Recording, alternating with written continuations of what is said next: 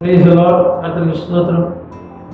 இந்த அருமையான இந்த நல்ல நாளில் ஆண்டவராகிய இயேசு கிறிஸ்துவின் இனிய நாமத்தில் உங்கள் அன்போடு நான் வரவேற்கிறேன். முதலாவது தேவனுக்கு கனத்தையும் மகிமையும் உண்டாகும்படி நான் நன்றி செலுத்துகிறேன். இந்த வாய்ப்பை தேவன் எனக்கு அளித்தார் என்று சொல்லி நான் நம்புகிறேன். உங்களை யாவரையும் இயேசுவின் நாமத்தில் வாழ்த்துகிறேன். விசேஷமாக ஜிடி கிளைன் திருசபை சேர்ந்த மூத்த ஊழியர் அவருக்காகவும் பாஸ்டர் ரெவரண்ட் சைமன் சந்திரா அவர்களுக்கும் அவருடைய துணைவியாருக்கும் என்னுடைய மனமார்ந்த நன்றியை நான் தெரிவித்துக் கொள்கிறேன். இந்த நாளிலே தேவனுடைய வார்த்தையை உங்களோடு இந்த காணொலி மூலமாக உங்களோடு பேசும்படி தேவன் கொடுத்திருக்கிற அருமையான திருவிக்காக நன்றி சொல்கிறேன். ஒரு நிமிஷம் தலைகளை வணங்கி நாம் ஜெபம் செய்வோம். நல்ல தகப்பனே, இந்த அருமையான இந்த கால வேளையில் கூட தேவனுடைய வார்த்தை கேட்க போகிற ஜனங்களுக்காக நன்றி. பரிசுத்த ஆவியானவரே, இவர்களை ஆட்கொள்ளும்படி நாங்கள் ஜெபிக்கிறோம். உங்களுடைய வல்லமையை நாங்கள் விடுவிக்கிறோம். உங்களுடைய அபிஷேகத்தை விடுவிக்கிறோம். தேவ வார்த்தையானது இருதயங்களை பூர்ணப்படுத்தவும் வாழ்க்கையில இன்னும் கொழுந்து விட்டு எரியவும் தேவனுடைய மகத்துவ நாமத்தை இந்த காலத்திலே அவர்களை இன்னும் மகிமைப்படுத்த வேண்டும் என்று சொல்லி இயேசுவின் நாமத்தில் நான் ஜெபிக்கிறேன். கேட்க போறது ஒவ்வொரு வார்த்தையும் கர்த்தர் அற்புதமான முறையில இருதயங்களிலே அதை கடந்து போக கர்த்தர் உதவி செய்கிறார். தேவநாமம் மகிமைப்படுத்தும். இயேசுவின் நாமத்தில் ஜெபிக்கிறோம் ஜீவனுள்ள நல்ல பிதாவே. ஆமென், ஆமென். இன்றைக்கு உங்களோடு கூட நான் பேசுவதற்கும் தேவனுடைய செய்தியானது குறிப்பிட்ட நேரத்தில் தேவனுடைய வார்த்தையை உங்களோடு நான் பேசி உங்களுக்காக நான் ஜெபிக்க பிரயாசப்படுகிறேன். இறுதியிலே நான் உங்களுக்காக இந்த காணொலி மூலமாக ஜெபம் செய்வேன். ஒருவேளை நீங்கள் வியாதியஸ்தர்களாக இருந்தால் அல்லது பிரச்சனை உள்ளவர்களாக இருந்தால், நீங்கள் எப்படிப்பட்ட சூழ்நிலைகளில் இருந்தாலும் அந்த ஜெபம் நேரத்தில் நீங்கள் இருக்கும் இடத்துல உங்களுடைய கரங்களை உயர்த்தி, நீங்கள் எந்த இடத்துல உங்களுக்கு சரீரத்தில் பலவீனம் இருக்கிறதோ, வியாதிகள் இருக்கிறதோ, அங்கே உங்களுடைய கரங்களை வைத்துக் கொள்ளுங்கள். நான் இங்கிருந்து ஜெபிக்கும் பொழுது நிச்சயமாய் தேவனுடைய வல்லமை உங்களை தொட்டு சுகப்படுத்தும் என்பதில் எந்த சந்தேகமும் எனக்கு இல்லை. பல அற்புதங்களை தேவன் செய்திருக்கிறார். ஆகையினால நிச்சயமாய் உங்களுடைய தேவைகளையும் உங்களுடைய குறைகளையும் கர்த்தர் மாற்றி போட அவர் வல்லமை உள்ளவராக இருக்கிறார். நிச்சயமாக இதை பார்த்து கொண்டிருக்கிறவர்கள் நீங்கள் ஆமேன் என்றும் அல்லேலூயா என்றும் சொல்லுங்கள். எனக்கு கேட்காவிட்டாலும் நீங்கள் சொல்லுகிற வார்த்தையானது தேவனுடைய இடத்துல அதை கேட்கக்கூடியதாக இருக்கிறது. தேவன் அதை கண்டுகொள்கிறவராக இருக்கிறார். இன்றைக்கு என்னுடைய தலைப்பு என்னவென்று சொன்னால், திருச்சபையானது இக்காலத்தில் மிகுந்த ஜாக்கிரதையோடு இருக்க வேண்டிய அவசியமான காலத்தில் நாம் இருக்கிறோம். திருச்சபையானது இக்காலத்தில் மிகுந்த ஜாக்கிரதையாக இருக்க வேண்டிய காலத்திலே நாம் இருக்கிறோம். காரணம் என்னவென்று சொன்னால், நீங்களும் நானும் இன்னைக்கு பார்த்து கொண்டிருக்கிற சூழ்நிலைகள் மிகவும் பொல்லாதவை காலங்களாக இருக்கிறது. பொல்லாதவைகள் என்று நான் சொல்லும் பொழுது இப்பொழுது நடந்து கொண்டிருக்கிற இந்த சூழ்நிலைகளை வைத்து மாத்திரம் நான் சொல்லவில்லை.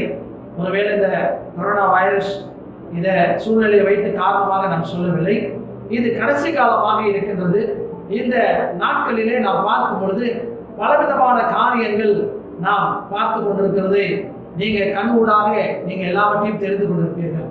யூடியூப் மூலமாக, ஃபேஸ்புக் மூலமாக அல்லது மற்ற செய்திகள் மூலமாக நீங்கள் அறிந்த ஒரு காரியமாக இருக்கும். அதே வேளையில் இன்றைக்கு இந்த உலகம் முழுவதும் இன்னைக்கு இந்த கொள்ளை நோயின் காரணமாக அநேக லட்சக்கணக்கான மக்கள் மரித்து போயிருக்கிறதையும் நீங்கள் காண்பீர்கள். ஆகையினால பிரியமானவர்களே, இந்த அருமையான மாலை வேளையில கர்த்தர் உங்களையும் என்னையும் ஆண்டவர் ரட்சித்து இந்த பூமியில வைத்திருக்கிறதுக்கான ஒரு நோக்கம் உண்டு. ஆண்டவர் நம்மை ரட்சித்ததனுடைய ஒரு நோக்கமும் உண்டு. அதை பேச வேண்டும் என்று சொன்னால் இந்த அரை மணி நேரத்தில் அதை குறித்து என்னால் பேச முடியாது. ஆனால் இன்றைக்கு நம்முடைய சபைக்கு வேண்டிய சில முக்கியமான காரியங்களில் நான் உங்களோடு பேச நான் விரும்புகிறேன்.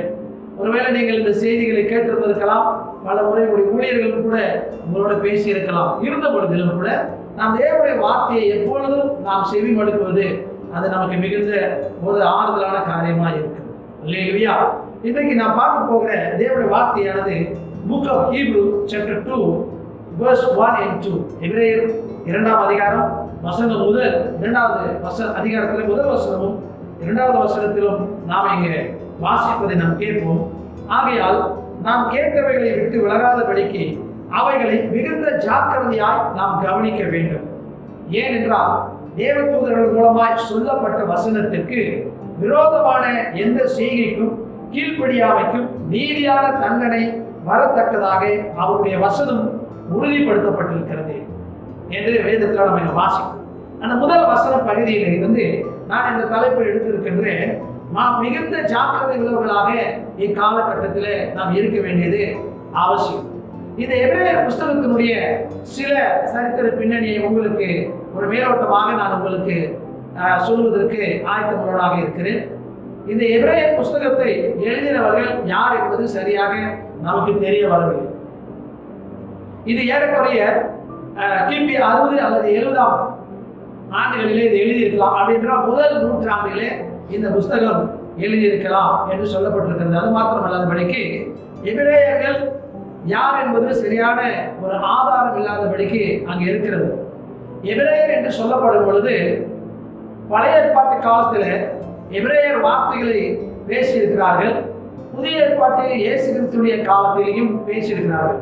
பழைய ஏற்பாட்டு காலத்தில் பேசப்பட்டதான எபிரேயர் வார்த்தைக்கும் புதிய ஏற்பாட்டிலே பேசப்பட்ட எபிரேயர் வார்த்தைக்கும் முற்றிலுமாக வித்தியாசங்கள் இருக்கின்றன. எபிரேயர் என்ற வார்த்தையை வைத்து இயேசு கிறிஸ்துவின் காலத்தில் அப்போஸ்தலனாகிய பவுலும் அவர்கள் பேசின எபிரேயர் வார்த்தை யூதர்களுக்கு பேசினார்கள். யூதர்களுக்கு அது பேசும் பொழுது அந்த எபிரேயர் வார்த்தை அரேமியக் என்று சொல்லப்பட்டிருக்கிறது. அந்த அரேமிய மொழியை தான் அவர்கள் பேசியிருக்கிறார்கள். அப்பொழுது எபிரேயர் புஸ்தகத்தில் எழுதப்பட்டது ஒருவேளை இவர்கள் எபிரேயர் மொழி அல்லது அரேமிய மொழியை பேசினவர்களுக்காக இந்த புஸ்தகம் அவர்களுக்கு எழுதப்பட்டு அவர்களுக்கு இதை பேசியிருக்கலாம் என்று சில எழுத்தாளருடைய குறிப்புகள் இங்கு சொல்லப்பட்டிருக்கிறது. இவர்கள் எந்த பட்டணத்தை சேர்ந்தவர்கள் என்றும் சரியாக நமக்கு தெரியவில்லை. ஆகிலும் பரிசுத்த ஆவியானவராலே இந்த தேவனுடைய புஸ்தகமானது பரிசுத்த அபிஷேகம் பண்ணப்பட்டு தேவ வார்த்தைகள் இங்கு எழுதப்பட்டிருக்கிறதை நாம் பார்க்கிறோம். அதுவும் விசேஷமாக இந்த அரேமிய மொழியை பேசின யூதர்களுக்காக இது கொடுக்கப்பட்டிருக்கிறது என்று சொல்லி நாம் இங்க வாசிக்கிறோம். இது எழுதப்பட்டதனுடைய நோக்கம் என்ன அப்படி என்று சொல்லி நாம் சுருக்கமாய் பார்ப்போம் என்றால் அதனால்தான் இது முக்கியமான ஒரு காரியமாக இருக்கிறது. தயவு செய்து விசுவாசிகள், பரிசுத்தவான்கள், நீங்கள் இந்த தேவனுடைய வார்த்தையை நீங்கள் குறிப்பெடுத்துக் கொண்டு நீங்கள் அதை தியானிக்க வேண்டும். இதில் நீங்கள் மிகவும் கவனமுள்ளவர்களாக நீங்கள் இருக்க வேண்டும். இது யூத கிறிஸ்தவர்கள் அவருடைய நாட்களிலே சோதனைகளுக்குள்ளாக அவர்கள் விழுந்து போகாதபடிக்கு அவர்களுக்கு புத்தி கூறும்படியாக இவர்களுக்கு இந்த புத்தகம் எழுதப்பட்டது. அது மாத்திரமல்லாதபடிக்கு அவர்கள் அதிகமாக ஆத்துமாக்களிலே சோர்வுற்றவர்களாக காணப்பட்டார்கள். அவருடைய பிரச்சனைகளின் நாட்களிலே ஆத்துமாக்களிலே மிகவும் சோர்வுற்றவர்களாக இருந்தார்கள். கிறிஸ்துவுக்குள்ளாக ஆதியிலே இருந்த அவருடைய அன்பானது, உற்சாகமானது அவருடைய வாழ்க்கையிலே நாள் கணக்கிலே அல்லது நாட்கள் கடந்து போகும் பொழுது அவருடைய அந்த உற்சாகம் அவர்களை விட்டு தனிந்து போனது என்று சொல்லி எபிரேயர் புஸ்தகத்தில் நீங்கள் அறிந்து கொள்ளலாம். அடுத்ததாக நாம் பார்க்கும் பொழுது அவர்கள் சபை கூடுவதை நிறுத்திவிட்டார்கள். நீங்க அதில் வாசிக்கும் பொழுது எபிரேயர் 10ஆம் அதிகாரம் 25வது வசனத்துல சபை கூடுதல் என்று சொல்லி சேர்ச்சுக்குள்ள கூடுதல் என்று சொல்ல அவர்கள் கூடுகிற அந்த நிலைமையை அவர்களெல்லாம் ஒன்றாக இந்த யூத கிறிஸ்தவர்கள் கூடுகிறதை அவர்கள் மிகவும் குறைவாக தன்னுடைய வாழ்க்கையிலே அவர்கள் என்ன செய்து விட்டார்கள், தன்னுடைய வாழ்க்கைக்குள்ளாக கொண்டு வந்து விட்டார்கள். அதுக்கு அவர்கள் கவனம் கொடுக்கவில்லை. அடுத்ததான் நாம் பார்க்கும்போது சிலர் தன்னுடைய விசுவாசத்தை அல்லது விசுவாச வாழ்க்கையை விட்டு விட்டார்கள். ஆகையினால்தான் எபிரேயர் 11ஆம் அதிகாரத்துல நாம் விசுவாசத்தின் பட்டியலை குறித்து நாம் அங்கு வாசிக்கிறோம். அடுத்ததாக நித்திய ஜீவனை அவர்களுக்கு நினைப்பூட்டினார்கள். நித்திய ஜீவன் எவ்வளவு முக்கியம் என்று சொல்லி அது மாத்திரமல்லாதபடிக்கு விசுவாசத்தினாலே இவர்கள் பெறக்கூடியதான ஆசீர்வாதங்கள், விசுவாசத்தின் மூலமாக நீங்கள் பெற்றுக்கொள்ளக்கூடிய ஆசீர்வாதம் என்ன என்று சொல்லியும் பரலோகத்திற்கு செல்லக்கூடியதான நிலைமைகள் நமக்கு எல்லோரும் பாடுகள் மூலமாக பரலோகத்திற்கு நாம் செல்ல வேண்டும் என்றால் கிறிஸ்துவும் உங்களுக்காக எனக்காக அவர் பாடுபட்டாரே என்று வேதம் சொல்லுகிறது. அது மாத்திரமல்லாதபடிக்கு அவர்கள் விசுவாசத்தை விட்டு விலகுவர்களாக இருக்கக்கூடியவர்களாக இருப்பவர்களுக்கு நியாயத்தீர்ப்பு ஒன்று இருக்கிறது என்று சொல்லி ஒரு எச்சரிப்பின் சத்தத்தையும் இந்த எபிரேயர் புஸ்தகம் நமக்கு இங்கே காண்பிக்கும். அல்லேலூயா. இதெல்லாம் ஏன் நடந்து கொண்டிருக்கிறது, இதெல்லாம் எண்ணத்திற்கு நடந்து கொண்டிருக்கிறது என்று சொல்லி நீங்க பார்க்கும் பொழுது ஒரே ஒரு முக்கியமான ஒரு காரியம் இந்த எபிரேயர் புஸ்தகத்துல 2ஆம் அதிகாரத்துல 3-4வது வசனத்தில் நம்ம வாசிக்கும் பொழுது முதலாவது கர்த்தர் மூலமாக அறிவிக்கப்பட்டது. என்ன? முதலாவது பழைய ஏற்பாட்டு காலத்தில் தேவன் மூலமாக இந்த உலகத்துக்கு சுவிசேஷங்கள் அறிவிக்கப்பட்டது. எப்படி என்றால் ராஜாக்கள் மூலமாக, தீர்க்கதரிசிகள் மூலமாக. ஓகே, அங்க நம்ம பார்க்கும் பொழுது ஆசாரியர்கள் மூலமாக இவர்களுக்கு தேவனுடைய வார்த்தைகள் அதற்கு எங்க கொடுக்கப்பட்டது. பின்பு அவர்களிடத்தில் கேட்டு நமக்கு அது உறுதியாக்கப்பட்டது. அதுக்கப்புறம் 4வது வசனத்தில் சொல்லப்பட்டிருக்கிறது, தேவன் அவர்களுக்கு அந்த அடிமைத்தனத்திலிருந்து வெளியே கொண்டு வருவதற்கு பரிசுத்த ஆவியானவர் மூலமாக ஆண்டவர் சில நேரங்களில் சில தீர்க்கதரிசிகளை கொண்டு, சில தேவனால் அழைக்கப்பட்ட மனிதர்களை கொண்டு கர்த்தர் அவர்களை கொண்டு வந்தார். அப்ப அடையாளங்களினாலும் அற்புதங்களினாலும் பலவிதமான பலத்த செய்கைகளினாலும் நம்முடைய சித்தத்தின்படி பகிர்ந்து கொடுத்த பரிசுத்த ஆவியின் வரங்களினாலும் தேவன் தாமே சாட்சி கொடுத்ததுமாய் இருக்கிற இவ்வளவு பெரிதான ரட்சிப்பு. எவ்வளவு பெரிதான ரட்சிப்பு என்று சொல்லி நான் பார்க்கும் பொழுது, யோவான் எழுதின 3ஆம் அதிகாரத்துல சுவிசேஷ புஸ்தகத்துல வசனம் 16, 17, 18 வசனத்துல தேவன் தம்முடைய ஒரே பேரான குமாரனாகிய இயேசு கிறிஸ்துவை இந்த பூமிக்கு அனுப்பி நீங்கள் நானும் கெட்டு போகாமல் இருப்பதற்கு, நீங்கள் நானும் அவராலே ரட்சிப்பை பெறுவதற்கு, நீங்கள் நானும் அடிமைத்தனத்திலிருந்து விடுதலையாக்கப்படுவதற்கு, நீங்கள் நானும் சாபத்திலிருந்து விடுதலையாக்கப்படுவதற்கும் மெய்யான தேவனாகிய கர்த்தரிடத்தில், மெய்யான அந்த ஒளியின் இடத்தில் வருவதற்கு ஆண்டவர் உங்களையும் என்னையுமாக அவர் தெரிந்து கொள்ளும்படியாக நம்முடைய தேவனாகிய கர்த்தர் ஒரே பேரான குமாரனாகிய இயேசு கிறிஸ்துவை இந்த பூமிக்கு அனுப்பி இவ்வளவாய் அன்பு கூர்ந்தார். பிரியமானவர்களே, பழைய ஏற்பாட்டில் அவர்களுக்கு கிடைக்கப்பட முடியாத ஒரு காரியத்தை கிறிஸ்து மூலமாக உங்களுக்கும் எனக்கும் இந்த ரட்சிப்பின் கிருபையை கர்த்தர் நமக்கு கொடுத்தார். அவர் வானத்தை விட்டு பூமிக்கு இறங்கி வந்து உங்களுக்காகவும் எனக்காகவும் தன்னுடைய சிலுவையிலே மறித்து அவர் நம்முடைய சாபங்களையும் அக்கிரமங்களையும் நீக்கி மெய்யான ரட்சிப்பின் கிருபையை ஆண்டவர் உங்களுக்கு எனக்கும் கொடுத்திருக்கிறார் என்று சொல்லி எங்க வேதத்துல நம்ம வாசிக்கிறோம். இவ்வளவு பெரிதான ரட்சிப்பை குறித்து நீங்கள் நானும் கவலையற்றிருப்போமானால் வரக்கூடிய தண்டனைக்கு நாம் எப்படி தப்பித்துக் கொள்வோம்? அநேக கிறிஸ்தவர்கள் நினைக்கிறார்கள் நமக்கு தண்டனை கிடையாது, நமக்கு உபத்திரவம் இல்லை அப்படின்னு சொல்லி அநேகர் பல விதமான போதனைகளை போதித்துக் கொண்டிருக்கிறதை நீங்க கேட்டிருக்கலாம், அல்லது செவிமடுத்திருக்கலாம், அல்லது பார்த்திருக்கலாம். ஆனால் அந்திகிறிஸ்துவனுடைய காலங்கள் வரும் பொழுது பல அந்த உபத்திரவத்துக்குள்ளாக கடந்து போவார்கள். கிறிஸ்துவுக்குள்ளாக ஏன் நாம் இன்றைக்கு ஜாக்கிரதையாக இருக்க வேண்டும் என்று சொன்னால், வெகு சீக்கிரத்திலே வரக்கூடியதான தண்டனை அது அந்திகிறிஸ்துவனுடைய காலம். அந்த அந்திகிறிஸ்துவனுடைய காலத்திலே யாரெல்லாம் கிறிஸ்துவை விட்டு விலகி போகிறார்களோ அவர்கள் எல்லாம் கைவிடப்படுவார்கள். அதுக்கு முன்பதாக ஆண்டவராகிய இயேசு கிறிஸ்து இந்த பூமிக்கு அவர் ரகசிய வருகையில் கிறிஸ்துக்குள்ளாக இருக்கின்றவர்களை அவர் எடுத்துக் கொள்வார் என்று வேதம் நமக்கு தெளிவாக இங்கு காண்பிக்கிறது. அது மாத்திரமல்ல, அந்த அந்திகிறிஸ்துவின் காலத்தில் இந்த 7 வருஷ உபத்திரவத்தில் அங்கே உபத்திரவங்கள் மகா கடினமாக இருக்கப்படுகிறதையும் நாம் அங்கு பார்க்கிறோம். அப்ப இந்த ரட்சிக்கப்பட்ட கிறிஸ்தவர்கள் அல்லது ரட்சிக்கப்பட்ட தேவனை விசுவாசித்த பிள்ளைகள், ஞானஸ்தானம் பெற்ற பிள்ளைகள், மனம் திரும்பின பிள்ளைகள் இன்றைக்கு ஏன் சபைக்குள்ளே நாம் ஜாக்கிரதையா இருக்க வேண்டும் என்று சொன்னால், வரக்கூடிய தண்டனைக்கு நீங்கள் நானும் தப்பித்துக் கொள்வதற்காக ராமன் சொல்லுவோம். அல்லேலூயா. ஆகையினால பிரியமானவர்களே, இந்த நேரத்தில் தேவனுடைய வார்த்தையை கேட்டுக் கொண்டிருக்கிற நீங்கள் உங்கள் இருதயத்தை நீங்கள் பக்குவப்படுத்தவும், உங்கள் இருதயத்தை தேவனுக்கு நேராக திரும்பவும், தேவனுக்குள்ளாக நீங்கள் வாழவும், இன்றைய காலத்தில் நாம் ஆண்டவரோடு இன்னும் அதிகமாக நெருங்க வேண்டும் என்று வேதம் நமக்கு கற்றுக் கொடுக்கிறது. அல்லேலூயா. இப்படிப்பட்டதான ரட்சிப்பை குறித்து ஆண்டவர் பேசிக் கொண்டு வருகிறார். நீங்க அந்த எபிரேயர் 2ஆம் அதிகாரத்துல முழுவதுமாக நீங்கள் வாசிப்பீர்கள் என்று சொன்னால், அங்கே கடைசி வசனத்தில் சொல்லப்பட்டிருக்கிறது, அவர் தாமே நமக்காக சோதிக்கப்பட்டு பாடுபட்டதினாலே அவர் சோதிக்கப்படுகிறவர்களுக்கு உதவி செய்ய வல்லவராக இருக்கிறார். கிறிஸ்து நமக்காக இந்த பூமியிலே பட்ட எல்லா விதமான காரியங்களையும் குறித்து நாம் இங்க அறிந்து கொள்ள முடியும். அது மாத்திரமல்ல, அநேக ஆசீர்வாதத்தினுடைய காரியங்கள் இந்த 2ஆம் அதிகாரத்தில் வசனம் 8 நீங்க வாசிக்கலாம், வசனம் 10 வாசிக்கலாம், 11 வாசிக்கலாம். தேவன் மிகுந்த ஆசீர்வாதத்துக்குள்ளாக நம்ம வைத்திருக்கிறார்.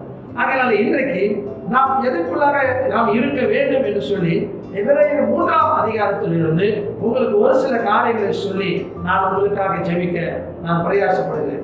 முதலாவதாக அங்க வசனம் சொல்லப்பட்டிருக்கிறது. எபிரேயர் 3ஆம் அதிகாரத்துக்கு திருப்பிக் கொள்ளுங்க. Hebrews chapter 3 verse 1.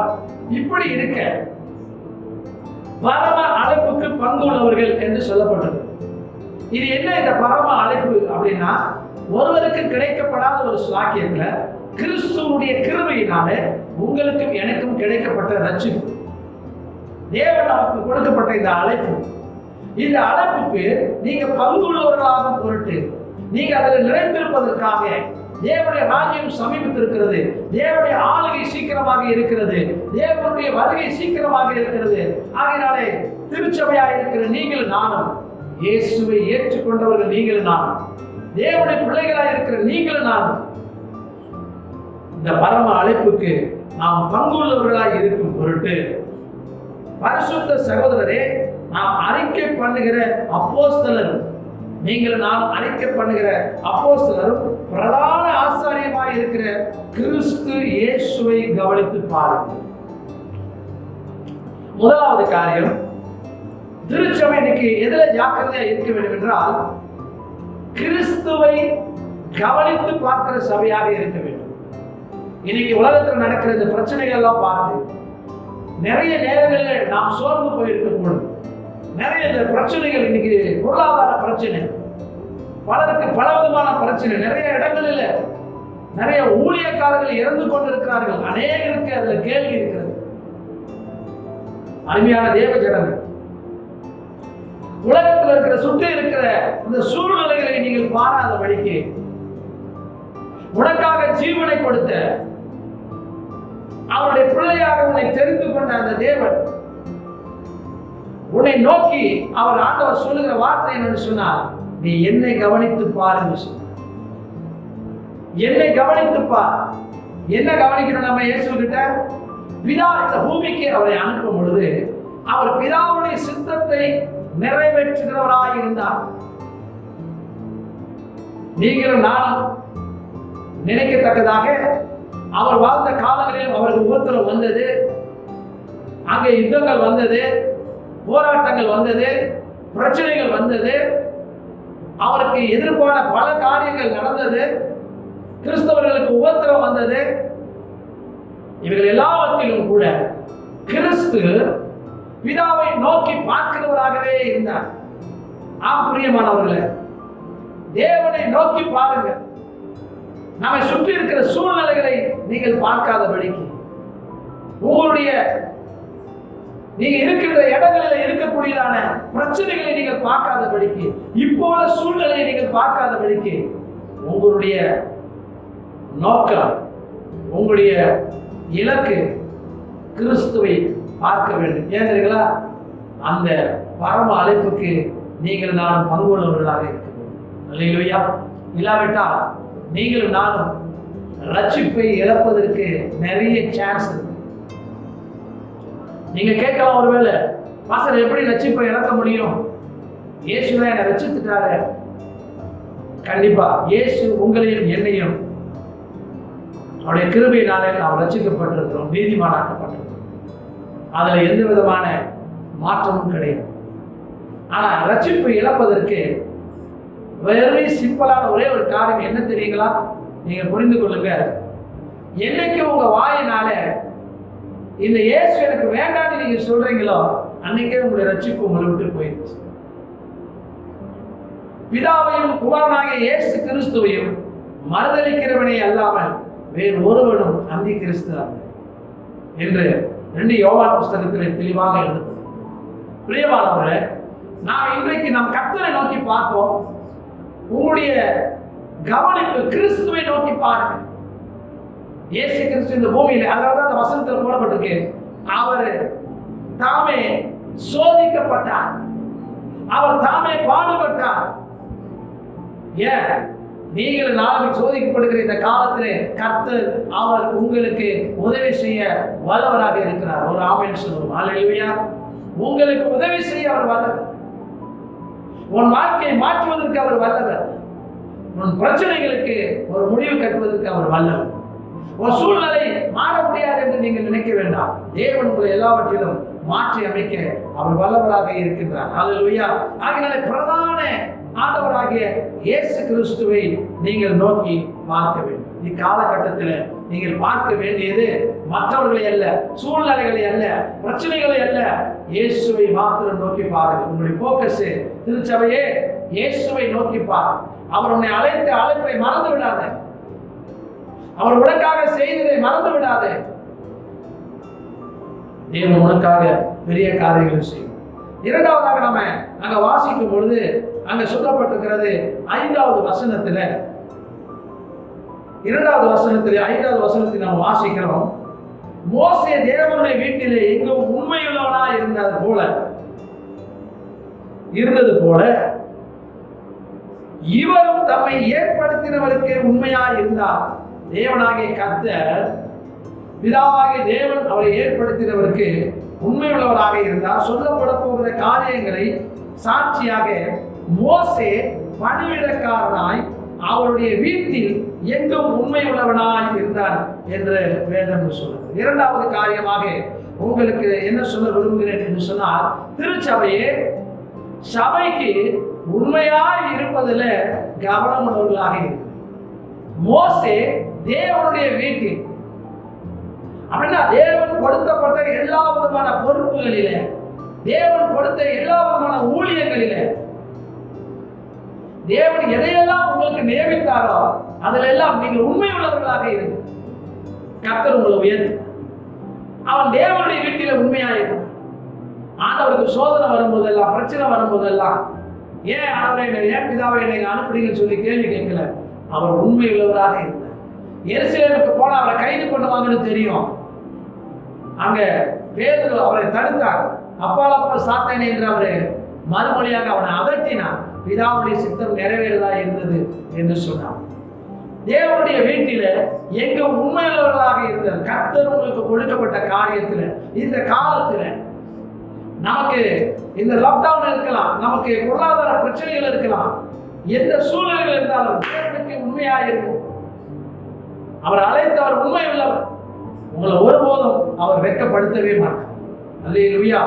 அப்படிப்பட்டதான தேவனை தான் நீங்களும் நானும் ஆராதித்துக் கொண்டிருக்கிறோம். மூன்றாவதாக 6வது வசனத்துல நாம் இங்கு வாசிக்கின்றோம், கிறிஸ்துவோ அவருடைய வீட்டிற்கு மேற்பட்டவரான குமாரனை உண்மையுள்ளவராய் இருக்கிறார். நம்பிக்கையினாலே உண்டாகும் தைரியத்தையும் மேன்மை பாராட்டலையும் முடிவு பரியந்தமும் உறுதியாய் பற்றி கொண்டிருப்போமாகி நாமே அவருடைய வீடாக இருப்போம்.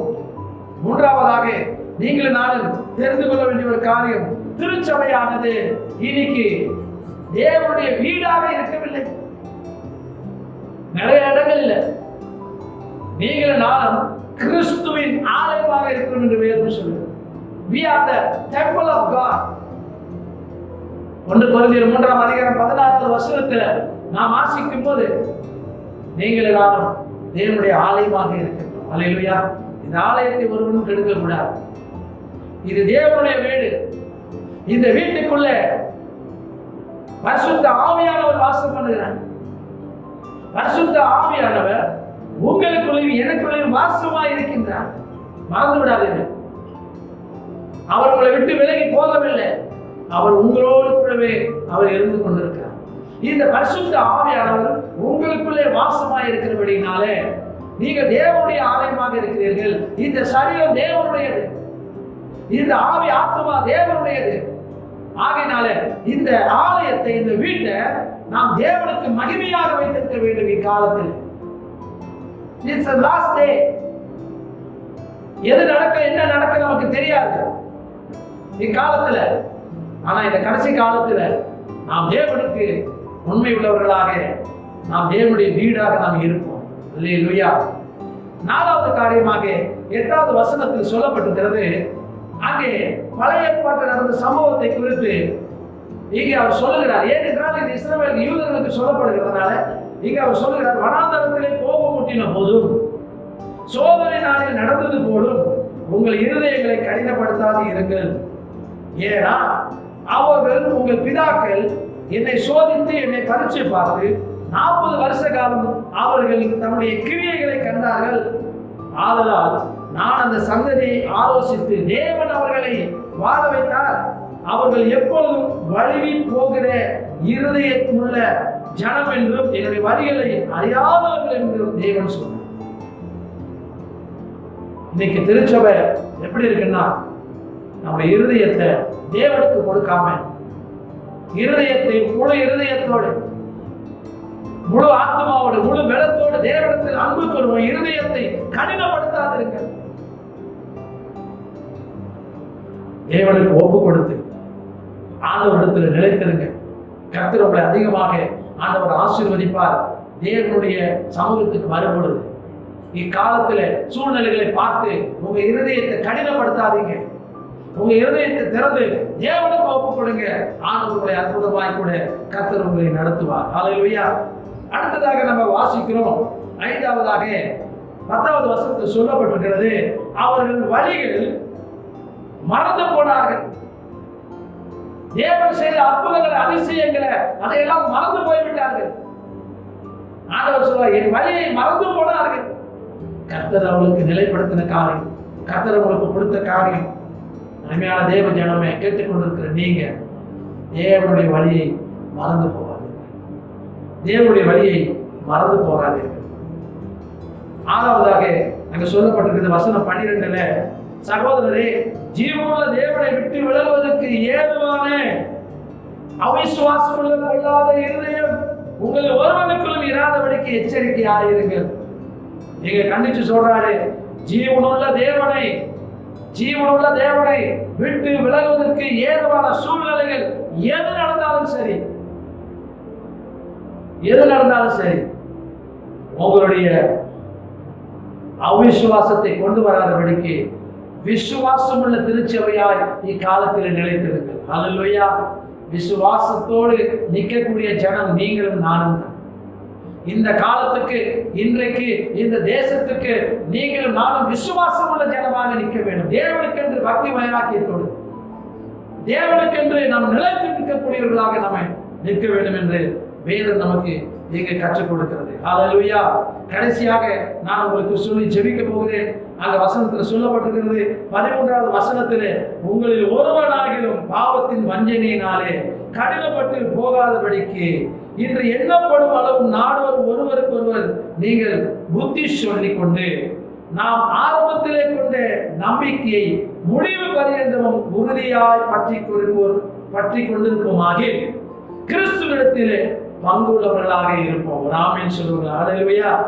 ஆரம்பத்திலே கொண்ட அந்த நம்பிக்கை, ஆரம்பத்திலே கொண்ட அந்த விசுவாசம், ஆரம்பத்திலே நீங்க தேவனோடு இருந்த அந்த கீழ்ப்படிதல், ஆரம்பத்திலே கர்த்தரிடத்தில் வைத்ததான அந்த பரிசுத்தம், ஆரம்பத்திலே கொண்டிருந்ததான அந்த தைரியம், இன்னைக்கு கடைசி காலத்தில் நீங்கள் நானும் அப்படிப்பட்டவர்களாக நாம் இருக்க வேண்டும் என்று தேவன் இன்றைக்கு உங்களுக்கு சொல்ல விரும்புகிறார். ஹல்லேலூயா. ஆகையினால பிரியமானவர்களே, இதை கேட்டுக்கொண்டிருக்கிற நீங்க ஆண்டவருக்காக இந்த காரியத்தில் எல்லாம் ஒருவேளை கர்த்தாவே, நான் இன்னைக்கு தேவன் இடத்துல என் வாழ்க்கையை ஒப்பு கொடுக்கிறேன், நான் இயேசுவை நோக்கி பார்க்கிறேன், நான் ஆண்டவருடைய வீட்டில் உண்மை உள்ளவனாக இருக்கிறேன், என்னுடைய இருதயம் தேவனுடைய வீடாக இருப்பதற்கு என்னை ஒப்பு கொடுக்கிறேன். ஒருவேளை என்னுடைய இருதயம் கடினப்பட்டிருந்தா, ஆண்டவரே இந்த இருதய கடினத்திலிருந்து என்னை நீக்கிவிடும். ஒருவேளை இந்த சூழ்நிலைகள்ல ஆண்டவரே உண்மை மறந்து வேதம் வாசிக்காம, ஜெபிக்காம, ஊழியம் செய்யாம, ஆண்டவரே உங்களுக்கு செய்ய வேண்டிய காரியத்துல நான் மறந்து போயிருந்தால் என்னை மன்னியும் என்று சொல்லி ஆண்டவரிடத்துல உங்களுடைய இருதயத்தை ஒப்பு கொடுங்க. ஒருவேளை இந்த சூழ்நிலைகள்லாம் பார்த்து உங்க நம்பிக்கை இழந்து போச்சா? இனி நம்ம காலம் என்ன ஆக போகுது தெரியலையே. அவிசுவாசம் உங்களுக்குள்ளே இன்னைக்கு வந்து புகுந்துருச்சா? அந்த விசுவாசம் உங்களை தளர்ந்து போயிருச்சா? உங்களை ஆராய்ந்து பாருங்க. கடைசியாக தேவனிடத்தில் ஆரம்பத்தில் கொண்ட அந்த உறுதியோடு கூட ஆண்டவருக்குள்ளே இருக்கும். கர்த்தர் உங்களை ஆசீர்வதிப்பாராக. நம்ம எல்லாரும் இருக்கிற இடங்களில் கரங்களை உயர்த்தி கண்களை மூடி நாம் ஜெபிப்போம். ஹல்லேலூயா. ஆண்டவரே, உங்களை அற்புதமாய் நடத்த, அற்புதமாய் உங்களுக்கு வாக்கியை கொடுக்க, இனி வருகிற காலங்களில இந்த நம்பிக்கையில, இந்த அன்பில, இந்த விசுவாசத்தில தேவனுக்கு முன்பதாக நாம் அவருடைய பிள்ளைகளாக ஜொலிக்கத்தக்கதாக கர்த்தர் உங்களை ஆண்டவர் மிகைப்படுத்தி உங்களை ஆசீர்வதித்து அவர் கொடுத்த வாக்கு தத்தங்கள், ஆபிரகாமுக்கு கொடுத்த ஒவ்வொரு ஆசீர்வாதத்துடைய வாக்கு தத்தங்கள் உன்னையும் உன் குடும்பத்தையும் உன் பிள்ளைகளையும் வந்து சேரும். இயேசுவின் நாமத்தில் கர்த்தாவே, இந்த வேளை கரங்களை உயர்த்தி நாங்கள் ஜெபிக்கிறோம். அப்பா, இந்த சபைக்காக விசேஷமாக ஜெபிக்கிறோம். இந்த சபையை நீ தெரிந்து கொண்டவர். நீ ஆரம்பத்தில் கொண்ட அந்த உறுதியோடு இரு, ஆரம்பத்தில் கொண்ட அந்த அன்போடு கூட இரு, ஆரம்பத்தில் கொண்ட அந்த விசுவாசத்தோடு இரு. என்ன சூழ்நிலையை பார்க்காத, என்னை நோக்கி பார். உனக்காக நான் ஜீவனை கொடுத்தேன், உனக்காக என் ரத்தத்தை சிந்தினேன், உன் பாவத்தை மன்னித்தேன், உன் அக்கிரமத்தை நீக்கினேன், உன் சாபத்தை துடைத்தேன், உன் வியாதிகளை சிறுவையிலே சுமந்து கொண்டேன். இது என்னுடைய. கலங்காதே, திகையாதே, பயப்படாதே. நான் உன்னோடு கூட இருந்து உன்னை தேற்றி நடத்துவேன். அன்பு இறக்கமுள்ள எங்கள் நல்ல தகப்பனே, இந்த வேளையில கைகளை உயர்த்தி யாரெல்லாம் இந்த காணொலியை பார்த்து கொண்டிருக்கிறார்கள், சிறு பிள்ளை முதல் பெரியவர்கள் வர கர்த்தருடைய வல்லமை அவர்கள் மேல இறங்கட்டும். இயேசுவின் நாமத்தில் உன்னுடைய அபிஷேகத்தை அவர்கள் மேல விடுவிக்கிறேன். I release your power and anointing in the name of Jesus Christ. இந்த ஜிடி கிளைன் அங்க இருக்கிற ஒவ்வொரு சபைகள் மேலையும் விசுவாசிகள் மேல அந்த வல்லமை கடந்து போகட்டும். இந்த காலத்தில் இவர்கள் மிகவும் கவனமுள்ளவர்களாக இருந்து உண்மை துதிக்கட்டும், உண்மையாய் உண்மை ஆராதிக்கட்டும். இதுவரைக்கும் பாதுகாத்த தெய்வம் இனி அவர்களை பாதுகாத்து நீங்க நடத்துவீங்க. இந்த வேலையில கூட ஆண்டவரை யாரெல்லாம் சரீரத்தில் வியாதிகளோடு பலவீனத்தோடு ஆண்டவரை தேவையோடு இருக்கிறார்களோ அவர்களுக்காக ஜெபிக்கிறேன். எஸ், இயேசுவின் நாமத்தில் அருமையான சகோதரனை சகோதரியை உன் வாழ்க்கையை கர்த்தர் தலைகளாக மாற்ற வல்லவர்.